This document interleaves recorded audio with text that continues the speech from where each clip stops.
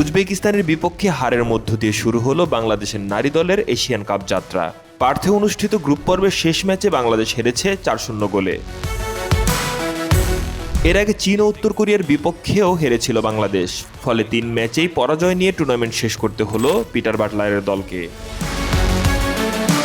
তবে স্কোরলাইন বড় হলেও ম্যাচের শুরুটা ছিল বেশ প্রতিদ্বন্দ্বিতাপূর্ণ। শুরু থেকেই প্রতি আক্রমণের মাধ্যমে জবাব দেওয়ার চেষ্টা করেছে বাংলাদেশের মেয়েরা। কয়েকটি আক্রমণও তৈরি হয়েছিল, কিন্তু গোলের দেখা পাননি দল। বাংলাদেশের এই পরাজয়ের ফলে কোয়ার্টার ফাইনালের জায়গা করে নিয়েছে উজবেকিস্তান। বাংলাদেশের হয়ে এই ম্যাচেও নজর কাড়েন ঋতুপর্ণা চাকমা। বক্সের বাইরে থেকে তার শক্তিশালী শট দারুণ দক্ষতায় ঠেকিয়ে দেন উজবেক গোলরক্ষক মাফতুনা জানিমকুলোভা। অন্যদিকে বাংলাদেশের গোলরক্ষক মিলি আক্তারও বেশ কয়েকটি নিশ্চিত গোল বাঁচিয়েছেন। তবুও শেষ পর্যন্ত 4 বার বল জালে জড়াতে সক্ষম হয় উজবেকিস্তান।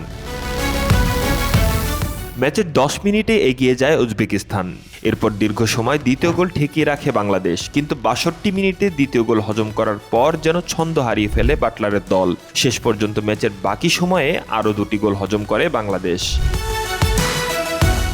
এর ফলে এশিয়ান কাপে বাংলাদেশের যাত্রা শেষ হলো গ্রুপ পর্বেই। তবে বড় মঞ্চে খেলার অভিজ্ঞতা আর শক্তিশালী দলগুলোর বিপক্ষে লড়াই, এই অভিজ্ঞতায় ভবিষ্যতের পথ চলায় নতুন শক্তি হয়ে উঠতে পারে বাংলাদেশের নারী ফুটবল দলের জন্য। শাহরিয়ার বাঁধন, স্পোর্টস 24 বিডি।